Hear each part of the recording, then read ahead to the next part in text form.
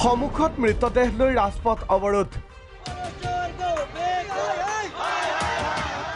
পৰিয়ালবৰ্গৰ কান্দোন আৰু ৰাইজৰ প্ৰতিবাদ কাজিৰঙাত পুৱাই চাঞ্চল্যকৰ ঘটনা ৰাজপথলৈ ওলাই আহিল ক্ষুব্ধ পুৰুষ মহিলা অৱৰোধ কৰিলে ৰাজপথ এই দৃশ্য কাজিৰঙাৰ হাতীখুলি চাহ বাগিচাৰ এইদৰে মৃতদেহ লৈ ৰাজপথ অৱৰোধ কৰিলে উত্তেজিত ৰাইজে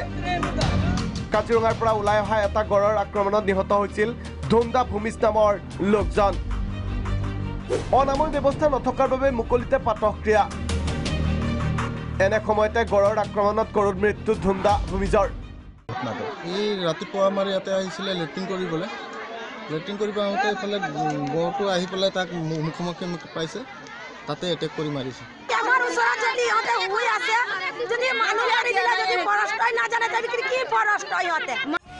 পুৱাৰে পৰা গড়ৰ আক্ৰমণত নিহত লোকজনৰ মৃতদেহ লৈ স্থানীয় লোকে ৰাজপথ অৱৰোধ কৰি থকাৰ মাজতে বোকাখাতৰ দণ্ডাধীশ খনীন্দ্ৰ দাসৰ লগত ডিএফঅ ৰোহিণী বল্লভ শইকীয়া ঘটনাস্থলীত উপস্থিত হয়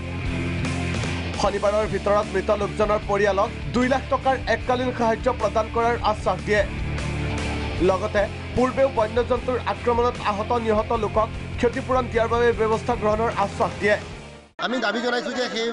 যিজন মানুহ শ্ৰমিকে তেখেতে ইয়াৰ পাছতে উত্তেজিত ৰাইজ ক্ষান্ত হৈ প্ৰতিবাদ সামৰণিৰ লগতে মৃতদেহ মৰণোত্তৰ পৰীক্ষাৰ বাবে নিয়ে কাজিৰঙাৰ পৰা ধ্ৰুৱজ্যোতি চাহাৰ ৰিপৰ্ট প্ৰাগ নিউজ